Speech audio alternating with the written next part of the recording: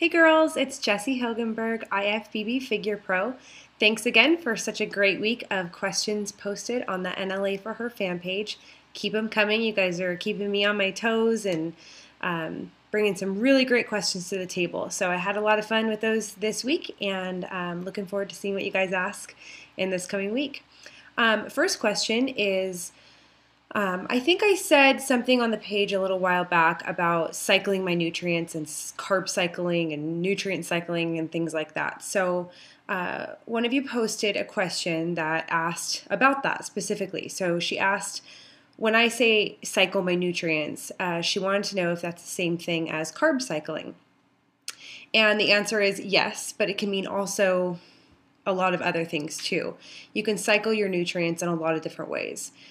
You can simply keep the same proteins and fats, but cycle just your carbs, which in turn will cycle your calories, because the days that you have low carbs, there will be a lack in calories from those missing carbs. And as long as you're still getting enough calories that it doesn't bring it down, too low, that'll be okay. But if it makes the calories go too low, you'll want to definitely replace the missing calories with calories from fats or proteins, or a combination of the two. Another way to cycle is by cycling your carbs and your fats. So when I do this, which is kind of what I do most often, it just really works great for my body, is on my low fat days, those are high carb days, and vice versa. So on my low fat days, I have high carbs, and on my low carb days, I have high fats. You can also simply calorie cycle and work your macronutrients, your proteins, fats, and carbs. Those are macronutrients from percentages or ratios. So you set your calorie amount. So let's say you're going to eat 1,800 calories.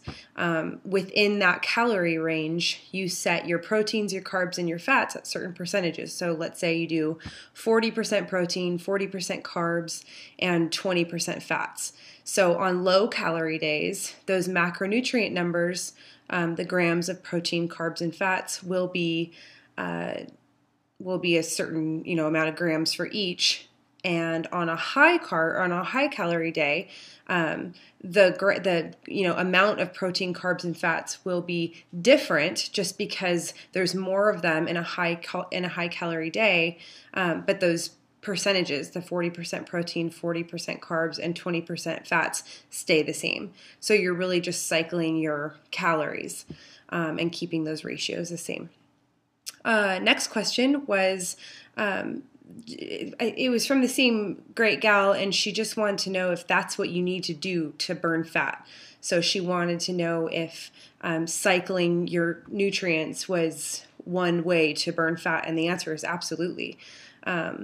Cycling your nutrition is a great way to burn fat and keep your metabolism working really hard for you year-round. Last question is, how many calories do I consume when I'm training for a show in comparison to when I'm not training for a show?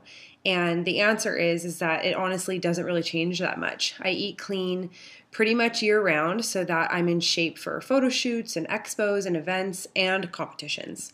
The only difference when I don't have one of those events coming up is the number of cheat meals that I include in my program. If there's nothing on the schedule for a few months, then I'll definitely enjoy a few glasses of wine each week, and usually about 2 cheat meals. And my cheat meals, they just depend on how I'm feeling, what I'm craving. They're usually just a higher carb day from what I normally eat, or a higher carb meal from what I normally eat.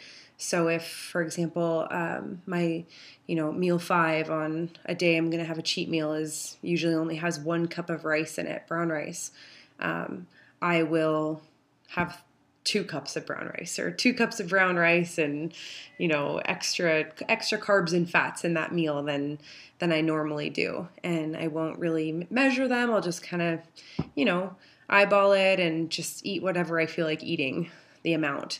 I always try to keep my cheat meals low in refined sugar. I don't like refined sugar at all. It does absolutely nothing for our bodies. So it's just good to kind of get them in there. If I do have a competition or a photo shoot coming up, or an event, the wine goes away. And I usually reduce my cheat meals down to like one per week, eventually cutting them out completely, usually around 4 weeks out from the event. So that's it. Thank you, ladies. And I will check back on the page in a couple days throughout the week and see what other great new questions you have for me. Keep them coming and train hard.